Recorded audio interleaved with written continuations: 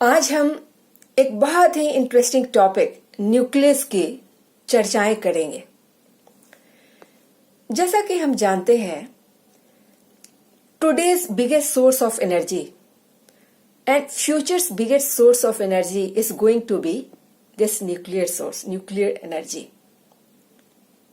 We know that we can obtain nuclear energy in nuclear power plants by controlled nuclear reactions. अगर आपने controlled nuclear reaction कराया, जैसा कि हम कई सारे न्यूक्लियर पावर प्लांट में करते हैं, हमारे इंडिया में कलपक्कम में एक न्यूक्लियर पावर प्लांट है, नरोरा यूपी में न्यूक्लियर पावर प्लांट है, फिर आपका तारापुर, कई और ऐसे हैं where we produce nuclear energy and then we generate electricity. तो ये बहुत ही अच्छा सोर्स ऑफ एनर्जी है और खास करके न्यूक्लियर एनर्जी को हम वारफेयर में भी यूज करते हैं. अगर मिसाइल के ऊपर हमने न्यूक्लियर मटेरियल पुट कर दिया, then it becomes very destructive. कई सारे ऐसे मिसाइल्स हैं जो कि न्यूक्लियर पावर से लैस होते हैं. They can destruct in a abundance, बहुत बड़े स्तर पे. ये जो मिसाइल हैं जो न्यूक्लियर मटेरियल से लैस हैं, वो डिस्ट्रक्शन प्रोड्यूस कर सकते हैं. अगर हाइड्रोजन बॉम्ब एक्सप्लोड कर दिया तो यहाँ तक कि हमारी पूरी अर्थ ही डिस्ट्रॉय हो सकती है. So you can see that nucleus is associated with humongous amount of energy. तो क्या आप अपने मोस्ट वियर्ड ड्रीम में भी ऐसा सोच सकते हैं कि ठीक है, यहाँ आप देखेंगे कि जब आप 1 ग्राम कोल को बर्न करते हैं, कंबशन करते हैं, then you get 16 kilo joule of energy. और वहीं 1 किलोग्राम, एक ग्राम एटम, 1 ग्राम में जितने एटम हैं, कितने उसमें एटम्स हैं? 6.023 इंटू 10 टू द पावर 23.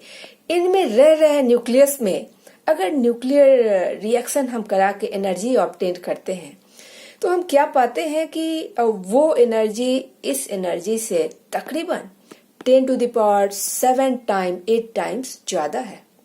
तो क्या आप अपने मोस्ट वियर्ड ड्रीम में भी ऐसा सोच सकते हैं कि उससे छोटा और हिस्सा लेके एक कोल का एक इतना छोटा भाग लेकर के और हम उससे एनर्जी, इतना ज्यादा एनर्जी प्रोड्यूस कर सकते हैं. इसका तकरीबन 10 to the power 7 times more energy हम प्रोड्यूस कर सकते हैं. बड़ा ही आश्चर्यजनक है. हम तो कभी भी अपने दिमाग से सोचेंगे तो हम देखेंगे कि अगर 1 ग्राम कोल में इतनी एनर्जी है, ज्यादा एनर्जी चाहिए तो हमें 2 ग्राम कोल ले लेना होगा, 10 ग्राम कोल ले लेना होगा और ज्यादा कोल ले लेना होगा, कुछ टन कोल ले लेना होगा. लेकिन यहाँ तो उल्टा ही है भाई. कैसे कोई साइंटिस्ट अपने मोस्ट वियर्ड ड्रीम में भी ऐसा सोचे होंगे कि उसका इतना छोटा हिस्सा ले और उस पे कुछ ऐसा हम रिएक्शन कराए जिससे उसका कितनी एनर्जी प्राप्त हो, उससे 10 to the power 7 times more energy. बहुत बड़ा वैल्यू है, आप समझ जाएंगे, क्योंकि 1 पैसे से 100 रुपया केवल 10 टू द पावर 4 टाइम्स बड़ा है. ठीक है, तो आप अगर 1 पैसा और 1 लाख में तुलना करें तो जितने का फर्क है उतना ही इस एनर्जी. और अब अगर आप न्यूक्लियर रिएक्शन कराते हैं तो उससे रिलीज एनर्जी में फर्क होगा. 1 पैसा एंड 1 लाख रुपी, 1 लाख पैसे. So it is a very great difference. You can see study of nucleus and nuclear energy. ये बहुत पुराना सब्जेक्ट नहीं है. तकरीबन 100 सालों पहले के आसपास इसकी शुरुआत हुई है और शायद इसकी शुरुआत स्टडी ऑफ स्पेक्ट्रल लाइन, जो कि 1885 में बामर द्वारा इनिशिएट कराया गया था, और रदरफोर्ड एटॉमिक मॉडल के एक्सपेरिमेंट के बाद ही हुई होगी ये न्यूक्लियर एनर्जी और न्यूक्लियस के बारे में डिटेल डिस्क्रिप्शन और इसकी पढ़ाई। तो क्या है आपका स्पेक्ट्रल लाइन, जरा इस पे हम लोग फोकस करें कि कभी भी कोई भी एलिमेंट से जब कोई रेडिएशंस जाके और किसी प्रिज्म पे इंसिडेंट करता है, ऐसा एलिमेंट जो हाईली एक्साइटेड हो, हीलियम गैस हो सकता है, वो हाइड्रोजन गैस हो सकता है, वो ऑक्सीजन गैस हो सकता है, नाइट्रोजन गैस हो सकता है, and which is in a highly excited state. जब या तो आप पोटेंशियल एनर्जी बहुत हाई कर दें या तो टेम्परेचर बहुत हाई कर दें, तो इनसे जो स्पेक्ट्रम बनता है, they have characteristics spectrum, spectral series. Hydrogen के लिए हमेशा एक तरीके का स्पेक्ट्रम बनेगा। तो स्पेक्ट्रम कैसे बन सकते हैं? जब किसी प्रिज्म से लाइट अगर जाती हो तो एक कलरफुल पैटर्न ऑब्टेन होता है स्क्रीन पे, जिसको हम स्पेक्ट्रम कहते हैं। लेकिन यहां एक दूसरी डिवाइस है, डिफ्रैक्शन ग्रेटिंग।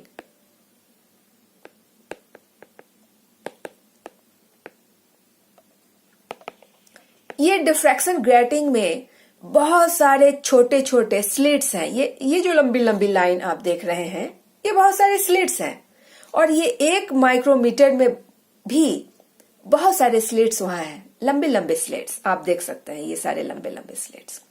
तो इससे जब ऐसा कोई एक्साइटेड एलिमेंट से लाइट जाती है तो फिर हम वहां कलरफुल पैटर्न देख सकते हैं या स्पेक्ट्रल सीरीज देख सकते हैं। तो ये एक एलिमेंट के लिए जो स्पेक्ट्रल सीरीज हमें मिलती है वो कैरेक्टरिस्टिक स्पेक्ट्रल सीरीज है। कैसे भी आप एक्साइट कर ले किसी एक एलिमेंट को, either by giving very high potential difference या फिर हाईली हीटेड करके इस किसी एलिमेंट को एक्साइट कर ले, हमेशा आपको एक तरीके का स्पेक्ट्रल सीरीज ऑब्टेन होगा। और एक बात ये भी है, ये एलिमेंट कहीं भी हो, लैब में हो, एटमॉस्फेयर में हो, सराउंडिंग में हो, किसी और प्लेनेट पे हो, किसी स्टार पे हो, सन पे हो, every time it will have same characteristic spectral series. तो ये काफी काम आया होगा न्यूक्लियस की स्टडी करने में। तो देखें, यहाँ पे हाइड्रोजन डिस्चार्ज ट्यूब है, आप देख सकते हैं। लैब में हम हाइड्रोजन स्पेक्ट्रम ऑब्टेन करने जा रहे हैं। डिफ्रैक्शन ग्रेटिंग यहाँ लगा लिया हमने, डिफ्रैक्शन ग्रेटिंग। और आप ये देख सकते हैं कितना beautiful H alpha, hydrogen alpha line red colour की आपको मिली हुई है, और उससे कुछ दूरी पर ट्रैकोइस कलर H बीटा लाइन जो कि ग्रीनिश ब्लू लाइन है, आप देख सकते हैं बीच में। और सबसे नजदीक में आपके पास वायलेट कलर की H गामा लाइन्स है। तो ये आपने लेबोरेटरी में ये ऑब्टेन किया हुआ है हाइड्रोजन स्पेक्ट्रम। हाइड्रोजन को आप कैसे भी एक्साइट करें, हाई इलेक्ट्रिक फील्ड लगा करके, बहुत हाईली हीटेड करके, तो इस सेम यही similar characteristic spectral line hydrogen के लिए आपको ऑब्टेन होगा। हाइड्रोजन चाहे स्टार पे हो, सन पे हो, लैब में हो, एटमॉस्फेयर में हो, और आपने अगर हाइड्रोजन को एक्साइट कर ही दिया है तो आपको सेम ये स्पेक्ट्रल लाइंस मिलेंगे। और इस तरह से आप पहचान जा सकते हैं कि अच्छा, लैब में भी जब आपने इस तरह का ऑब्टेन किया हुआ है और सन से आ रहे लाइट में अगर आप इस तरह के स्पेक्ट्रल सीरीज देखते हो, ये तय करता है कि सन में आपकी हाइड्रोजन है। ये तय करता है कि स्टार से आ रहे अगर रेडिएशंस का आप स्पेक्ट्रम इस तरह का ऑब्टेन करते हैं तो वहाँ हाइड्रोजन है। अब यहाँ आप देख लें, ये हीलियम का स्पेक्ट्रल सीरीज है। हीलियम के स्पेक्ट्रल सीरीज में bluish colour, red colour, yellow colour, इस तरह के स्पेक्ट्रल लाइंस आप ऑब्टेन कर सकते हैं। और ये स्पेक्ट्रल लाइंस आप देख सकते हैं, इनकी जो दूरी है, हमेशा जहां भी हीलियम हो, सन पे हो, स्टार पे हो, हमेशा यही दूरी बरकरार रहेगी। तो आप पहचान जाते हो कि अच्छा, सन पे हमारे हीलियम है। कितने खूबसूरत स्पेक्ट्रल लाइन है, और इनकी वजह से हम न्यूक्लियस की पढ़ाई, एटम की पढ़ाई कर पाते हैं। तो ये आपके हीलियम का स्पेक्ट्रल लाइन है। अब यहाँ आपके नाइट्रोजन डिस्चार्ज ट्यूब, हमने यहाँ डिफ्रैक्शन ग्रेटिंग लगा लिया हुआ है। आप देख सकते हैं स्पेक्ट्रल सीरीज, रेड कलर की spectral line, yellow colour, greenish colour, turquoise colour, violet colour, सारे कलर की स्पेक्ट्रल लाइंस हैं, तो आप पहचान जाओगे। So we come to know that sun is a huge ball of gases and most part of the sun is filled with hydrogen gas. सन आपका एक बहुत पुराना स्टार नहीं है, नया नवेला ही आप समझ लेंगे। अभी आधी लाइफ ही इसने तकरीबन पार की हुई है, तो इसके ज्यादा हिस्से हाइड्रोजन के बने हुए हैं और कुछ वहाँ हीलियम गैस है, कुछ और भी गैस जरूर रहे होंगे, लेकिन मोस्टली वहाँ हाइड्रोजन गैस है। और huge amount of enormous amount of heat energy भी है। सन की heat energy, solar heat is the all kind of energy, source of energy on earth is actually manifestation of solar energy. सन पे बहुत huge amount of heat है और उसके core में जो एनर्जी है, टेम्परेचर है, वो 10⁷ केल्विन के ऑर्डर का है। तो इस तरह से हम देखेंगे कि वहाँ बहुत हाई टेम्परेचर है और इस टेम्परेचर पे हम देखेंगे कि वहाँ हाइड्रोजन गैस है, कुछ हीलियम गैस है और इस तरह के गैसेस हैं। कई और बड़े स्टार्स भी हैं हमारे, कई पुराने स्टार्स हैं, तो उसमें भी तकरीबन यही सारे पुराने स्टार्स में हमारे देखेंगे कि हाइड्रोजन गैस है, हीलियम, कार्बन, नाइट्रोजन, और कुछ बहुत पुराने स्टार्स में ऑक्सीजन गैस भी हमारे है। तो इतने हाईली हीटेड टेम्परेचर पे elements resides in plasma state. What is plasma state? In plasma state, electron moves separately. It is detached from its nucleus. ये अपने न्यूक्लियस से डिटैच होकर सेपरेटली इलेक्ट्रॉन मूव करता है। And nucleus and nuclear material move separately. They become separate. Temperature is very high, and then we find that in old stars growingly hydrogen content reduces. जैसे जैसे star old होता है, जो वहाँ का hydrogen है वो रिड्यूस होता है, हीलियम बढ़ता है। कैसे ऐसा हो रहा है? हम ये भी जानते हैं कि हाइड्रोजन का एटॉमिक नंबर 1 है, हीलियम का एटॉमिक नंबर 2 है। And with time when star grows older, तो आपका ये हाइड्रोजन कंटेंट घट रहा है, हीलियम कंटेंट बढ़ रहा है। तो इससे आप ये इमेजिन कर सकते हैं कि शायद हाइड्रोजन न्यूक्लियस जो है कंबाइन हो रहा हो, क्योंकि 1 प्रोटॉन प्लस 1 प्रोटॉन, आप जानते हैं कि हाइड्रोजन के न्यूक्लियस में एक प्रोटॉन होता है और हीलियम में 2 प्रोटॉन होता है। कहीं ऐसा तो नहीं है कि 2 हाइड्रोजन के न्यूक्लियस कंबाइन हो जाते हों। तो इस तरह से न्यूक्लियर थ्योरी की, न्यूक्लियर एनर्जी की, न्यूक्लियर रिएक्शन के कंसेप्ट कुछ उभर के आते हैं। तो इसलिए study of nucleus is very important.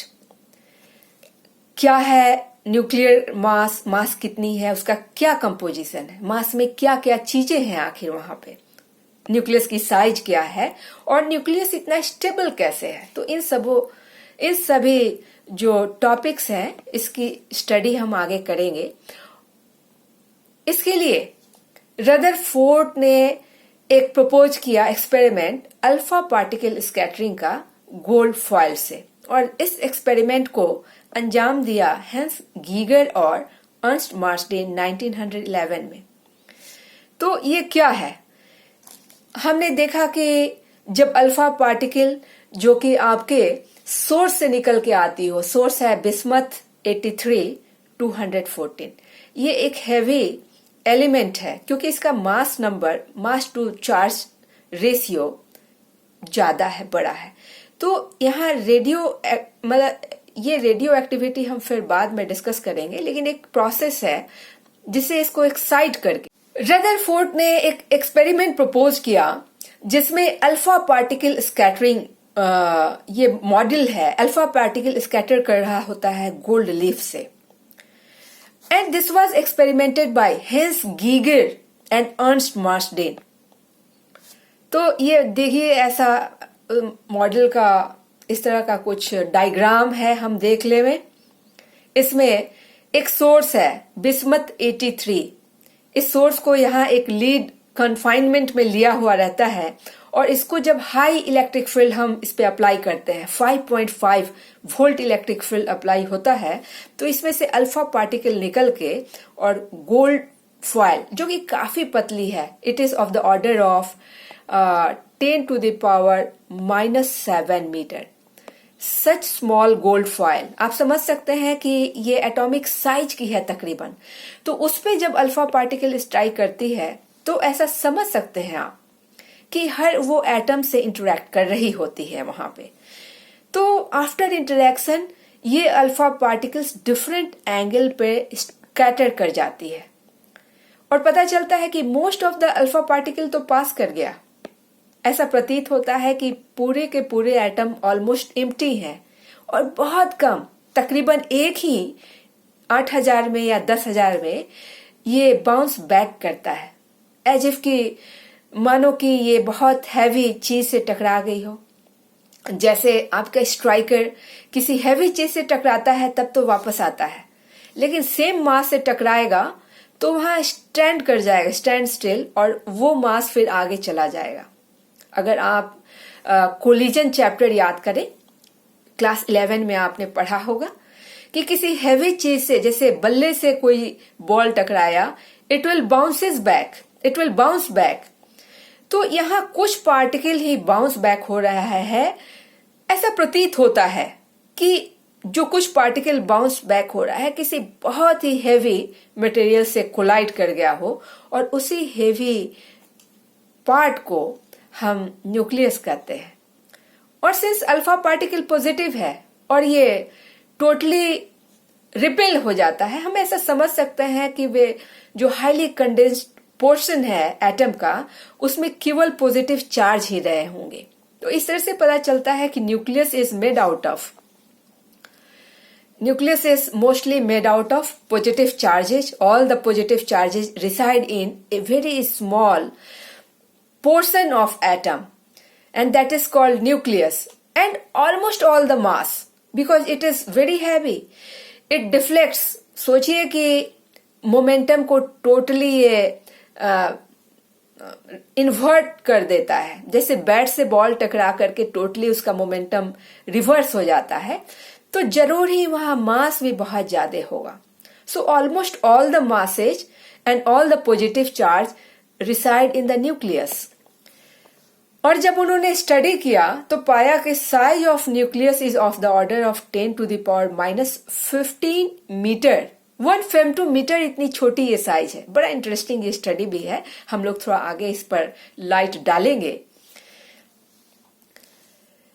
तो फिर हम ये पाते हैं कि जब उन्होंने तो स्टडी किया इसको इलेक्ट्रिक फोर्स समझ के, उन्होंने सारे रदरफोर्ड ने समझा कि अल्फा पार्टिकल पॉजिटिव चार्जेस है, न्यूक्लियस में पॉजिटिव प्रोटॉन है, and they are repelling due to Coulomb's force. लेकिन जब ये डिस्टेंस घटता है, इस ऑर्डर का डिस्टेंस आता है, तो कुलम्स फोर्स के जो डिफ्लेक्शंस हैं, स्कैटरिंग के पैटर्न होने चाहिए, उनसे वो पैटर्न चेंज कर जाते हैं, क्योंकि कुलम्स फोर्स जो है is inversely proportional to square of distance. लेकिन जैसे जैसे आप डिस्टेंस ये घटाते हो तो कुलम इंटरेक्शन से ये फिर जो स्कैटरिंग है डेविएट करने लगता है कि एक नए तरह का फोर्स वहां एक्ट कर रहा हो। तो बाद में पता चलता है कि हाँ, जब आपका डिस्टेंस इतना स्मॉल हो जाए वहां कुलम्स फोर्स तकरीबन इनइफेक्टिव हो जाता है। वहां एक इतना ही स्ट्रांग फोर्स है जिसे हम न्यूक्लियर फोर्स कहते हैं, जो अट्रैक्टिव नेचर का है और वो चार्ज से फ्री है। पॉजिटिव चार्ज भी अट्रैक्ट होंगे, नेगेटिव चार्ज भी अट्रैक्ट होंगे और चार्ज लेस पार्टिकल भी अट्रैक्ट ही होंगे। और ये इतना स्ट्रांग फोर्स है कि कुलम्स रिपल्सिव फोर्स को ये ओवरकम कर लेता है। तो ये सब आए थोड़ा देखें कि अगर हम ऑक्सीजन एटम पर और हाई एनर्जी इलेक्ट्रॉन से बम्बार्ड कराते हैं तो क्या होता है, और उसका ग्राफ जरा ड्रॉ करते हैं कि यहाँ नंबर ऑफ इलेक्ट्रॉन्स हैं, ये कितने स्कैटर होंगे। यहाँ आपके एटम से एंगल ऑफ स्कैटरिंग, ये angle of scattering. Now you can see that at 43 degree angle number of electrons scattered is minimum. This is the minimum value, and this is justified also as electrons are attracted by protons, and when number of electrons are scattered least, this should be the proper dimension of nucleus. So angle should be taken 43 degree here in this equation. इसको हम जो optics में हमने diffraction का equation हमने ऐसा लिखा हुआ था और हमने पढ़ा है, sine theta is equal to 1.22 lambda D. ये डिस्टेंस है, डिस्टेंस अपेर्चर है। This aperture will give you dimension of diameter of a nucleus. हम ये भी जानते हैं कि diffraction interference can take place only when wavelength of light is of the order of the dimension of aperture. तो हमने तो जान ही लिया है कि जो aperture है, जो dimension है nearly 10 to the power minus 14 metre इसके ऑर्डर का है या 15 मीटर के ऑर्डर का है। तो हम एक ऐसा वेवलेंथ ले लें इलेक्ट्रॉन का जो कि इतना ही 10 to the power minus 14 metre या इस तकरीबन इसके ऑर्डर का हो। वेवलेंथ इलेक्ट्रॉन का आप तय कर सकते हैं, रेड कलर की तरह नहीं कि रेड कलर का ये वेवलेंथ है, ब्लू कलर का ये वेवलेंथ है। डी ब्रॉय ने बताया था कि wavelength of matter wave is equal to h by p, Planck's constant by momentum. So wavelength of an electron depends on momentum. आप अगर मोमेंटम बढ़ा दोगे वेवलेंथ घट जाएगा। तो हाईली एनर्जेटिक अगर आप इलेक्ट्रॉन लेते हो वेवलेंथ बहुत स्मॉल होगा। तो आप वेवलेंथ ले सकते हो कितनी स्मॉल, आप ले सकते हो फेम्टोमीटर के ऑर्डर की, और इस इक्वेशन में हम पुट कर सकते हैं। तो जरा करके देखें। साइन फॉर सिंप्लिसिटी हम लोग ले लें 45 degree is equal to 1.22 lambda हम ले लें कितना फेम्टोमीटर, 10 फेम्टोमीटर हम लोग ले लें, क्योंकि न्यूक्लियस की साइज है फेम्टोमीटर की ऑर्डर की। जरा 10 या 20 कुछ फेम्टोमीटर हम लोग ले लें, ठीक है। 20 फेम्टोमीटर हमने ले लिया एक कुछ वेवलेंथ। वेवलेंथ डिपेंड करता है momentum of energy of electron से, यहां से आप देख सकते हैं इन ए मैटर वेव। तो आप वेवलेंथ इसकी अलग अलग अपने हिसाब से इलेक्ट्रॉन की ऑब्टेन कर सकते हैं। तो हमने यहाँ ले ही लिया, कितना लिया हमने 20 फेम्टोमीटर ले लिया and divided by in this equation d. So from here you can obtain d. Therefore d is equal to 24.4 femtometer upon sine 45 means 1 by root 2, means here you should multiply it with root 2. So this is how you can find the diameter of a nucleus, and similarly the radius of the nucleus will be half of diameter, and this should equal to your root 2 into 24.4 femtometer upon 2. तो हमने देखा कि इस wavelength के लिए हमने एक wavelength तय कर रखा है, और एक पर्टिकुलर वेवलेंथ 20 फेम्टोमीटर के लिए हमने जो ऑक्सीजन न्यूक्लियस का जो रेडियस फाइंड आउट किया है 17.2 फेम्टोमीटर, और छोटे एलिमेंट का तो रेडियस और छोटा होगा। We know that radius depends on number of orbits. तो हाइड्रोजन का रेडियस और छोटा होगा। यहाँ आप देख सकते हैं फेम्टोमीटर के ऑर्डर का आपको रेडियस ऑब्टेन्ड हो गया है। तो इस तरह से अब हम आए एटॉमिक मास क्या है, किन चीजों का बना हुआ है, इसको जरा हम देखें। एटॉमिक मास बहुत छोटा है। तो छोटे चीजों का, जैसे आप अगर एक सेंटीमीटर का मेजरमेंट करना चाहते हैं और 1 किलोमीटर लंबा मेजरिंग स्केल ले लें तो काफी दिक्कत है, यू कैनॉट मेजर। उसी तरह से जब एटॉमिक मास छोटी है, we need small unit for measurement of atomic mass and this unit is AMU। AMU क्या है? AMU atomic mass unit and it is 1/12 of the mass of a carbon 12 atom. A carbon, such carbon with atomic number 6 and mass number 12. So AMU कुछ यहाँ पे data है, उसमें से कुछ data आपको याद रखना होगा। तो कार्बन का जो मास है, कार्बन 612 का मास होता है एक एटम का 1.992647 10⁻⁻27 kg, और इसका 1/12 कर दें तो ये जो क्वांटिटी है, you must remember this value of 1 AMU into kg। This is equal to 1.6605339 into 10⁻⁻27 kg। So while unit conversion, this is needed. In atomic and nuclear physics, we mostly use this unit. This is a very convenient unit at that small scale. तो इस unit में जब आप मास of proton और neutron निकालेंगे, काफी छोटा मास है ये।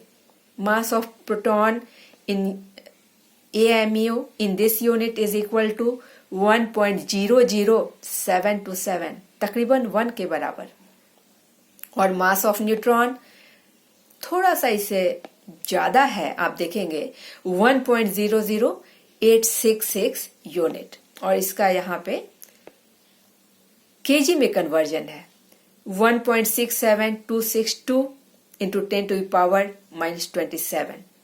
तो कुछ एक आपको याद भी रखना पड़ सकता है। तो आप इन सब चीजों को, एक आध चीजों को, मास of proton, mass of neutron को आप याद रख सकते हैं। Mass of neutron is 1.6749 into 10⁻⁻27 kg।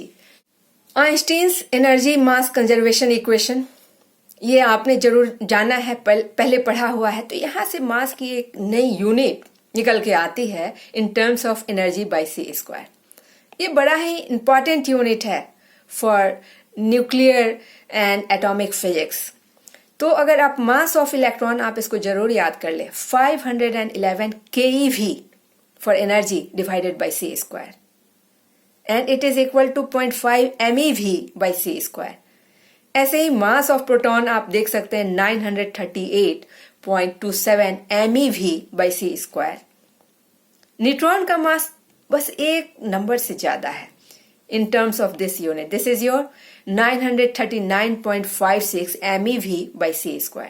तो ये सारे बड़े ही इंपॉर्टेंट यूनिट्स हैं, आप जरूर इसको याद रखेंगे। तो आप देखते हैं कि मोस्ट ऑफ द एलिमेंट्स जो है ना, उनके जो मास नंबर हैं, that is integral multiple of mass of 1 AMU, 1 atomic mass unit. जैसे आप एलिमेंट हाइड्रोजन है, हीलियम है, लिथियम है, अप टू 100 एटॉमिक नंबर आप जब जाएंगे तो आप देखेंगे कि उनके मास जो natural number times this 1 AMU के बराबर है। अगर आप एग्जाम्पल ले लें, हाइड्रोजन का 1 आता है, हीलियम का 4 है atomic mass, so it is 4 into 1 AMU। तो most of the elements have their atomic masses as natural number times the mass of 1 AMU। इसीलिए हमने 1 AMU को स्टैंडर्ड यूनिट माना है, and that is equal to 1/12 of the mass of 6C12 atom. लेकिन इस rule से कई deviations भी हैं। जैसे अगर आप एग्जाम्पल ले लें क्लोरीन का, आप पाएंगे कि it's atomic mass is not a whole number, it is 35.46 unit. इसकी एटॉमिक मास कोई नेचुरल नंबर या इंटीजर नहीं है, it is a fractional number. तो हम अगर मास स्पेक्ट्रोस्कोप का यूज करते हैं, this is a device that measures atomic masses of different elements, तो हम ये पाते हैं कि देयर आर सेवरल एटम्स, बहुत सारे ऐसे एटम्स हैं जिनके केमिकल प्रॉपर्टीज बिल्कुल ही सेम है, और केमिकल प्रॉपर्टीज सेम है means they have same atomic number. Chemical properties same, atomic number same, and so they resides at the same place in periodic table. So they are called isotopes. Isotope is a Greek word that means that the things are residing at the same place. तो कई ऐसे isotope हैं, आप देखिएगा. तो जैसे आपके जो क्लोरीन का आइसोटोप है, क्लोरीन इसका सेम केमिकल प्रॉपर्टी है. There are two kind of atoms, chemical properties are same, atomic numbers are same, and their mass numbers are different. This is 34.98 and another is having 36.98. There are two kind of atoms having same chemical properties. So for atomic mass we find the average of the masses of the two. Very important numerical that comes in your exam. हम क्या करते हैं कि इनका average ले लेते हैं. तो जरा देखें कैसे एवरेज हम लेते हैं. तो ये आपका 34.98 जो है ना, उसकी परसेंटेज 75.4% है. तो अगर 100% हम मास लेवें, इन 100% मास आपका 75.4% जो है कौन सा है आपका, ये पहला क्लोरीन है, और प्लस ये दूसरा वाला क्लोरीन हो गया आपका, ये है 24.6%. ये क्लोरीन आपका है 34.98, ये क्लोरीन आपका है 36.98. ओके, तो इसका या कैलकुलेशन हम लोग कर लें. 75, तो 100 में 75% is, if you take 100 atoms, then in 100 75% is only 75. So let me write here 75.4. It is your 75.4. okay, yes, 75.4. तो 100 में जो परसेंट है, अगर आपने 100 लिया, ठीक है, 100 एटम्स का मास आप निकालने चल रहे हैं, मास ऑफ 100 एटम्स, तो जो परसेंटेज है वही नंबर ऑफ एटम्स हो गए into AMU, mass in AMU, that is your 34.4 plus similarly here your 24.6 into 36.98 and okay 34 point, this is your 98 and this is your 36.98. 36.8, and this is in AMU, so you can take unit outside unit. Therefore mass of the 100 mass of one atom, mass of one atom, average mass, this is your average mass of one atom of chlorine can be obtained by taking 100 on this side. So average mass of chlorine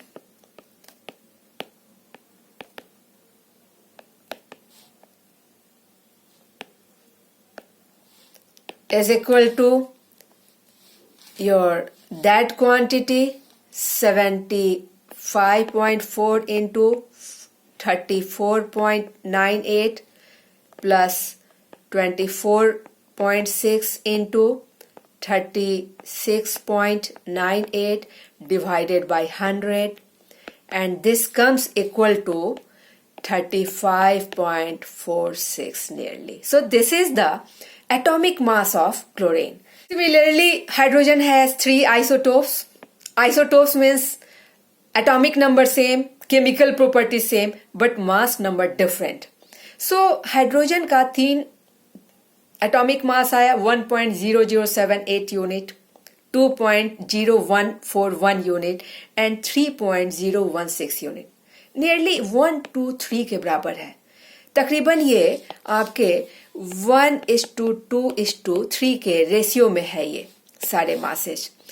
तो हम ये जो एक atom है जिसकी mass number 1 के करीब है उसको हाइड्रोजन कहते हैं। जिसका मास नंबर 2 के करीब है दैट इज कॉल्ड ड्यूटेरियम। और जिसका मास नंबर 3 के करीब है उसको ट्राइटियम कहते हैं। This tritium is not found naturally because it is very unstable. ये बहुत अनस्टेबल है, आपको ये मिलता नहीं है। इसको लेबोरेटरी में आप ऑब्टेन कर सकते हैं। नेचुरली आपको यही दोनों मिलते हैं जिसमें हाइड्रोजन का परसेंटेज 99.98% है। This is very having high percent, 99.98% of the total this kind of atoms is of hydrogen। ठीक है, तो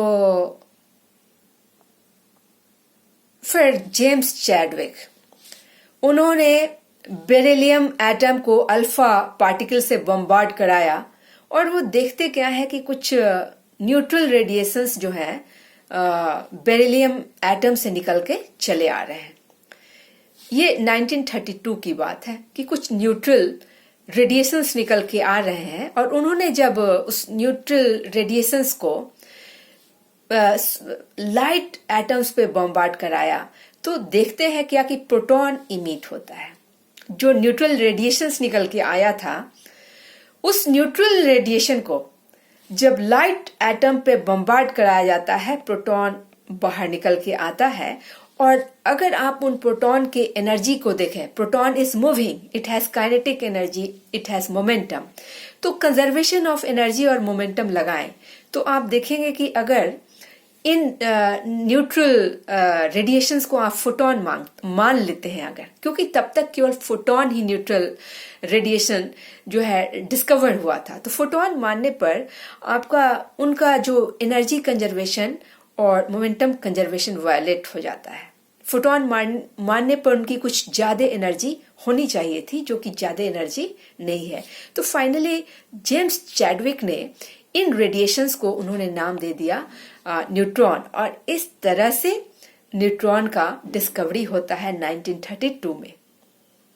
इसीलिए जेम्स चैडविक को 1935 में नोबेल प्राइज डिस्कवरी के लिए मिलता है। तो इस तरह से न्यूट्रॉन की डिस्कवरी हो जाती है। अब हमें पता चल गया भाई कि जो मास नंबर ऑफ एटम है it is actually equal to total mass of proton plus total mass of neutron. So atomic mass A is the combined mass of protons and mass of neutrons found in nucleus. A nuclear species is written in this way. आप यहाँ X लिख दोगे, X for any element. Here you have Z. Z is for atomic number and here you have A which is for mass number. Now isotopes जो अभी हमने पढ़ा, isotopes के chemical properties same होते हैं, एटॉमिक नंबर सेम होते हैं, but mass numbers are different. Similarly there are some atoms which have same number of neutrons but they have different number of protons. Neutron number same है, so it sounds N neutron, so you call these atoms as isotones, neutron N, so these are called isotone. Like you have Hg mercury atom and Au gold atom. So here you have atomic number and here you have mass number. So number of proton is equal to atomic number mass number minus atomic number, and this is 198 minus 80 and this comes equal to 118. In this case also number of neutrons